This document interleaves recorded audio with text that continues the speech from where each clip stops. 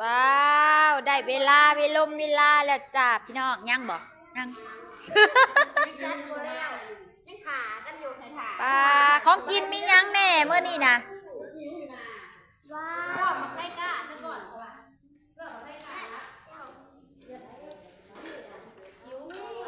มาเบิ่งเค้กก่อน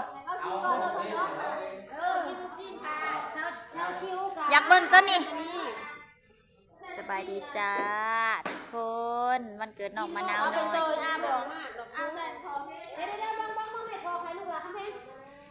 ว้าวนาวน้อย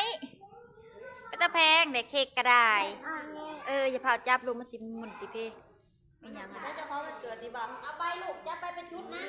เป็นชุดแล้วก็พากันนั่งจุ่มเป็นตะแพงแท้ปิดไว้บ้านนี้ปิดไว้เป็นใหม่ก็ลูกเขาจิจิ้มไปนั่งเอาออกด้วยตัวนี้อยากเบิ่งตัวนี้ไปนั่งกินลูกคู่ไปลูกโอ้เค้กสมัยเป็นตะแพงแท้ปอนเท่าไรนี่นะ100,000ว้า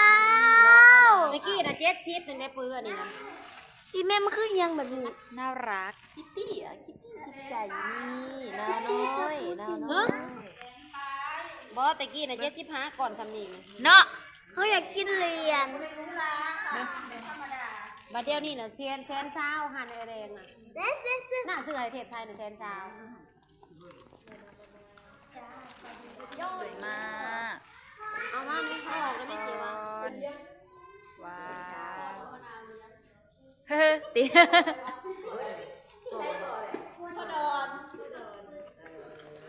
ตะแพงเนาะเค้กก็ได้ตัวอุตัวอ้ออยู่คือมะนาวค่ะพอดอนเสื้อหนึ่งแม่นี่เสื้อหนึ่งอันนี้เจ้าของวันเกิดพี่น้องน้องมะนาวน้อยวันชิ้นจ้ะ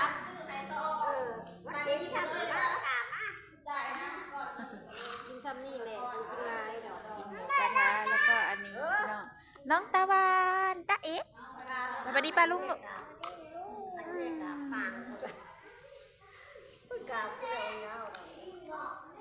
ว้าวคนจับอันเค้กก็คืองามแท้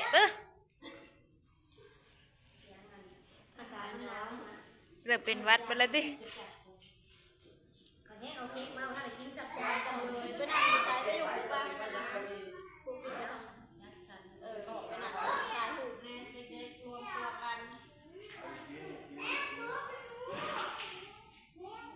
สวยจังเลยน้องตะวันก็กินตะแพง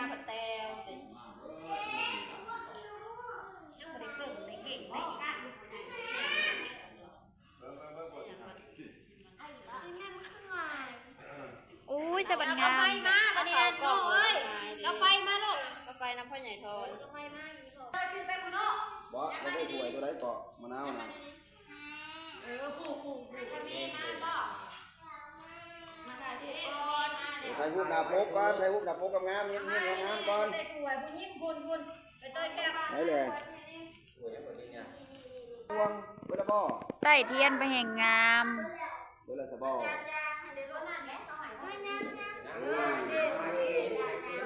ใครแล้วก็ยังเอาจานยางให้อาเทพบริมีจานยางก็ได้เอาถ่ายร้องเพลงมาดิถ่ายร้องเพลงมีเบอร์ดีนี่ร้องซะด้วยบาดดิร้อง Day to you Happy birthday ต้องไอ้ร้องใช่ไหม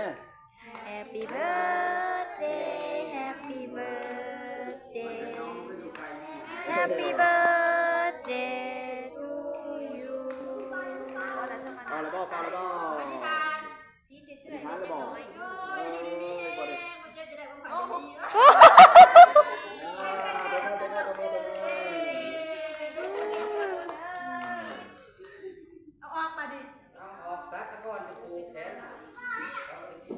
จังน้อยลูกจังน้อยโอ้โหนี่โตมาจากคนเลยประเทศไทยนะพวกอยู่นั่นแต่มาจากคนแล้วคนจำเป็นเจ้าของไปจ้า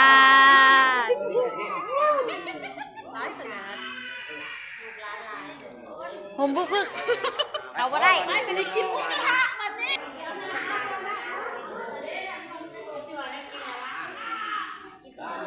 กินยังน่ะนะโอ้ยเจ้ากินยังอ่ะลูกเอ้ยกินขนมนี่ลูกกินขนมเอ้ยพี่เบิ่งลูกมาให้เอ้ยมาเอ้ยลิบอ่ะ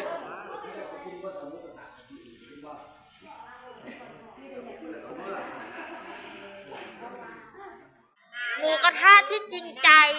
บรรยากาศมากเลยทุกคนเสร็จแล้วก็ค่อยค่อยล่างเยอะบ่ค่อยกินมาเลยกี่คันละ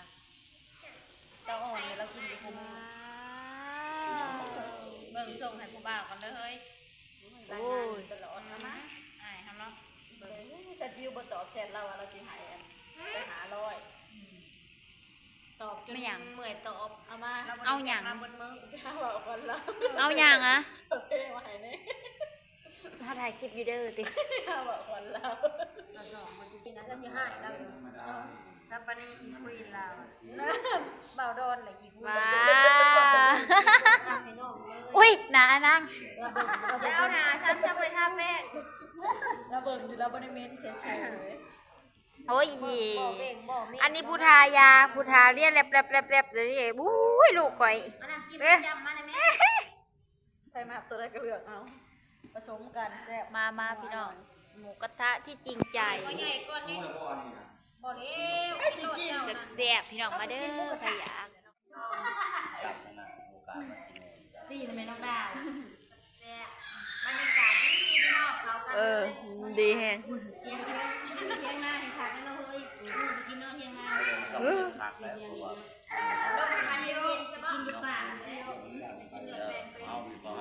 เป็ดตัวบดและเป็ดเองเนื้อซ้ำแม่บอกเนื้อซ้ำแม่ก็พูดถึงหาเป็ดมาโลนี่เด็ดเซ็ตเป็ดนี่ตั้งมือก่อนกินไป ว่าอันนี้แล้วว่าอันนี้แล้วเดี๋ยวไอ้ตัวนี้เอามาจำ โอ้ ไอ้นี่เป็นของเก่าหมดนะคันเอาเขาใหม่เอากะเอาหมดเขาลายเอาเขาตะขอบจำ โอ้ยโอ้ย แปลงมันลงตัวเพียง ไหลจับแมวเออ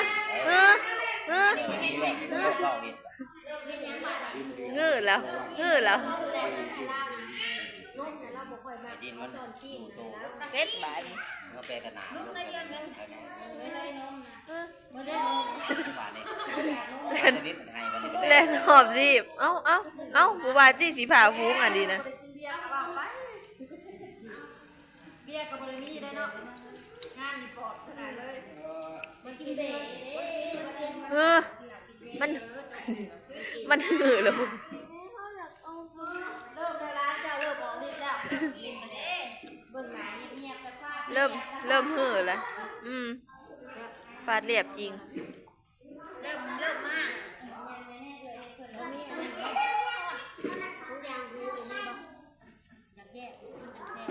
โอ้ยก็น่ากินดีๆกว่าเมื่อนี้มันอึเปื้อนเอื่อยนะ ไม่เจ้าเป็น โอ้น้องหมูตัวนี้บอก จ้า น้องหมูตัวนี้กุยน้องหมูตัวนั้นกุยนมมะนมมันกุยมันกุยแล้วเนี่ยบอกกินยังไงวะนมไปทำพิษน้ำเลยเราหันนะแซ่บหมูยางเขาเน็บ ปลาซัดมาบาดนี้พี่น้องใกล้สิหมดเลยอิ่มบ่ อ้าวเสียละของสันจุ่มดีๆก็เสีย ยำกรอบด้วย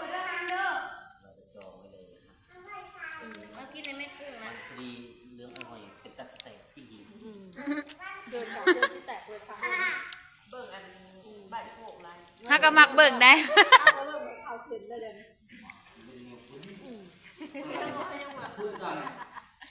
เนื้อผ้าเลือกหอยเป็นตาชิแตกปวดได้เลยเนาะ มักกอกเด้แต่ตัวมักกอกเนี่ยเห็นอยู่บ่ รุ่นไปน้ำลาวหาลาละว่าวก็ได้